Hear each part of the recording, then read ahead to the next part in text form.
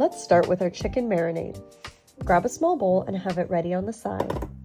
Peel 2 to 3 cloves of garlic depending on how strong of a garlic flavor you like, and mince them finely like this. Add your minced garlic to your bowl. Next up, juice half of a large lemon. Reserve about 2 tablespoons of the juice for later and pour the rest into the bowl with your garlic. Next, pour about 2 tablespoons of olive oil into the bowl as well. On top of that, add about 1 teaspoon of salt, 1 teaspoon of black pepper, half a teaspoon of cumin, a teaspoon of paprika, a teaspoon of garlic powder, half a teaspoon of oregano, parsley, and thyme, and half a teaspoon of red pepper flakes. Stir that mixture up well and get ready to prep your chicken thighs. I used 4 boneless, skinless chicken thighs and patted them dry with some paper towel like this. Now we are going to slice our chicken thighs into small pieces that will fit nicely on kebab skewers. I sliced mine up randomly. You're looking for somewhere around this size. As you chop, you can throw the pieces into the marinade to give yourself space on your cutting board. Once that's all done, mix that chicken up well. If you have time, I recommend letting your chicken soak in this marinade for a couple of hours or even overnight. I have made these kebabs in a rush a number of times, however, and they turn out very flavorful even if you cook them right off the bat. The next step is to prepare our kebab sticks.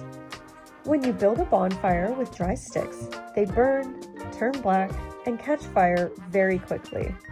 When you try to add wet wood to your fire, however, the wood will not turn black and burn until all of the moisture inside has evaporated out of the wood. We are going to apply the same rules here. To prepare our kebab sticks, we are going to soak them in water. This will keep them from turning black and basically crumbling or catching on fire while we cook. I like to fill up a baking sheet with warm water and let them soak as long as possible. Trust me, the longer the better. For this recipe, I let them soak for hours, and you'll see near the end that they do not come out looking like pieces of charcoal. After waiting however long you decide for your skewers to soak and for your chicken to marinate, it's time to cook.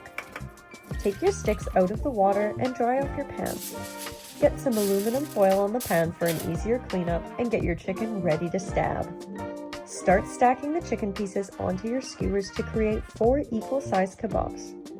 Then you can spoon some of that marinade over top as well. Turn your oven to 425 degrees Fahrenheit, and once it's heated up, get those kebabs in.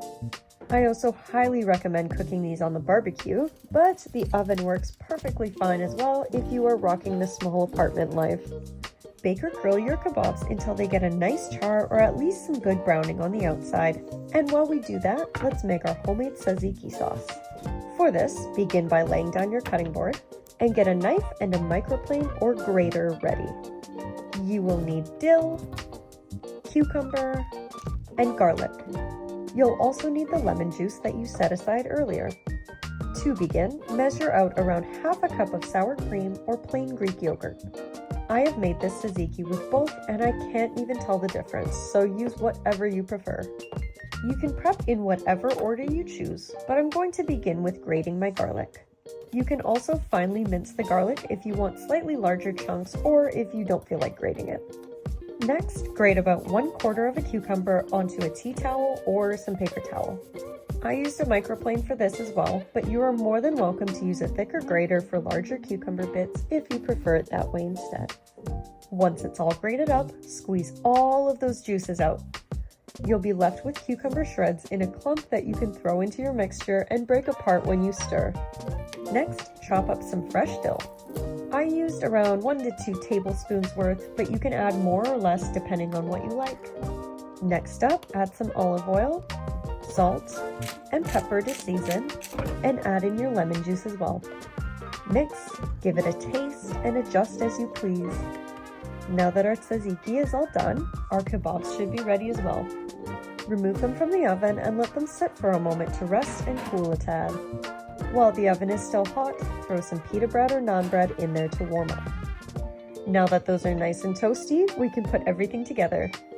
Start with the bread, Layer a generous amount of that homemade tzatziki on top and spread it around. Then top with your delicious souvlaki kebabs. I also chose to garnish with some cucumber slices and dill because why not? You can eat this bit by bit, or you can also eat this like a burrito.